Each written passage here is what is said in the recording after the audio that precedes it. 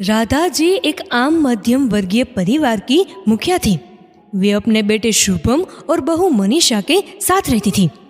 एक बेटी सीमा थी जो कि शादी के बाद अमेरिका में बस गई थी। राधा जी के पति की मृत्यु कई सालों पहले ही हो चुकी थी। शुभम और मनीषा की शादी को 5 साल हो गए थे, लेकिन अब तक उनकी कोई संतान नहीं थी। राधा जी की बहू मनीषा भी जॉब करती थी, जो कि राधा जी को बिल्कुल भी पसंद नहीं था। वे जल्द से जल्द दादी बनना चाहती थी, लेकिन मनीषा और शुभम ये अच्छी तरह से जानते थे कि अभी मनीषा का जॉब करना कितना जरूरी था। राधा जी अपने बेटे शुभम से इस बारे में बात करती तो शुभम किसी न किसी बहाने से बात को टाल देता था। इसलिए वे मनीषा को ही परेशान करने के बहाने ढूंढती थी ताकि वो अपनी जॉब छोड़ दे। और अभी कोरोना काल में तो मानो उनके मन की मुराद ही पूरी हो गई थी। हालांकि वे दिल की बुरी नहीं थी, लेकिन पोते की चाह में वे ना चाहते हुए भी ऐसा कर जाती थी। अपनी उम्र की सहेलियों को दादी बनते देखकर उनका मन दुखी हो जाता था। उस दिन भी घर में ऐसा ही कुछ हुआ। ऑफिस में काम की वजह से मनीषा देर तक सोती रही और राधा जी को अच्छा खासा मौका मिल गया। ये क्या बहू, अभी तक सो रही हो? पता है सुबह के 10 बज गए हैं। शुभम भी बेचारा कब से उठकर ऑफिस के काम पर लग गया है और तुम हो कि अभी तक सोई पड़ी हो। चलो अब उठकर सबके लिए चाय नाश्ता बना दो। मुझसे कुछ हो नहीं पाता है, वरना मैं तो तुम्हारे भरोसे कभी ना रहती, खुद ही सब कर लेती। सॉरी माँ जी, वो देर रात तक काम चलता रहा, इसलिए सुबह सुबह ही सो पाई थी, इसलिए समय का पता ही नहीं चला।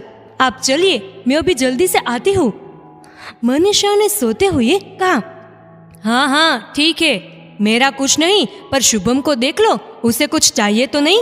कब से उठा है बेचारा। हे भगवान, मुझे जल्दी से ठीक कर दे ताकि मैं ही अपने बेटे का ध्यान रख सकूं। राधा जी ने नाटकीय अंदाज में कहा। फिर मनीषा ने घड़ी देखी तो वाकई 10 बज गए थे। आज उसकी आंख कैसे नहीं खुली। वो जल्दी जल्दी अपने काम निपटा कर हॉल में आई तो शुभम अपने लैपटॉप के साथ ऑफिस के काम कर रहा था। उसने किचन में जाकर चाय नाश्ता बनाया और फिर रात के बर्तन साफ किए और झाड़ू पोछा करके नहाने चली गई। दरअसल कोरोना वायरस की बढ़ती बीमारी की वजह से शहर में पूरी तरह लॉकडाउन किया था, इसलिए काम वाली बाई भी नहीं आ रही थी। मनीषा खुद एक इंटरनेशनल कंपनी में काम करती थी।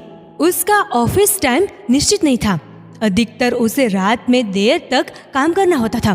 कल भी उसका काम देर तक चलता रहा था, इसलिए वो देर तक सोती रही। मनीषा नहाकर आई तो देखा कि उसकी सास अपने कमरे में अपनी सहेली से फोन पर बात कर रही थी। बातचीत में अपना नाम सुनकर मनीषा सास की बात सुनने लगी। अरे शारदा, तुम भी अपनी बहू को ज्यादा सर पर मत बैठाओ।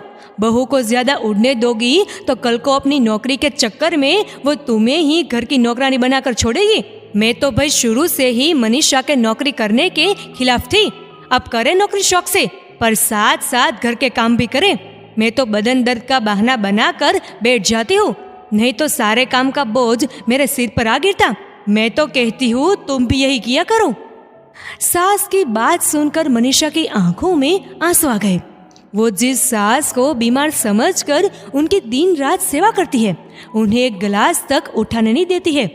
सारा दिन घर का और रात को ऑफिस का काम करके थकान से चूर होकर भी उफ तक नहीं करती। उसका ये फल मिला उसे। माना कि वे मेरी नौकरी के खिलाफ है, मगर यदि घर के खंड नहीं होते तो वो भी कभी नौकरी नहीं करती। शुभम का बोझ कम करने के लिए ही तो वो नौकरी कर रही थी। खैर, अभी के मुश्किल समय में वो सास से किसी भी बात पर बहस करना नहीं चाहती थी जिससे घर का माहौल खराब हो, इसलिए वो उनकी बात को नजरअंदाज करके वहां से चली गई। लेकिन उसकी नजरों में राधा जी की इज्जत कम हो गई थी। दूसरे दिन सुबह सुबह राधा जी की बेटी सीमा का अमेरिका से फोन आया। सीमा की सास उसके पास अमेरिका आई हुई थी। आदत के अनुसार राधा जी ने जैसे ही सीमा की सास की बुराई करनी चाही, वैसे ही सीमा ने उन्हें डांट दिया। माँ, आप बिल्कुल भी माँ जी के बारे में अनाप शनाप नहीं बोलेगी। पता है, आपके चक्कर में आकर मैंने उनके साथ कितना बुरा व्यवहार किया था, लेकिन आज मुझे उनकी कीमत पता चली है। तुम तो उनके यहाँ पर आने के कितने खिलाफ थी, मगर आज अगर वे यहाँ नहीं होती ना माँ, तो ना जाने हमारा क्या हाल होता। तुम्हें तो पता ही है कि मेरी नौकरी करना कितना ज़रूरी है। कोरोना ने यहाँ भी ऐसा कहर मचाया है कि घर से ही सब करना पड़ रहा है। मैं और राजेश फुल टाइम बिजी रहते हैं। ऐसे में माँ जी ने अकेले ही चिंटू के साथ साथ पूरे घर का सारा काम संभाला हुआ है। मुझे कुछ भी करने नहीं देती है।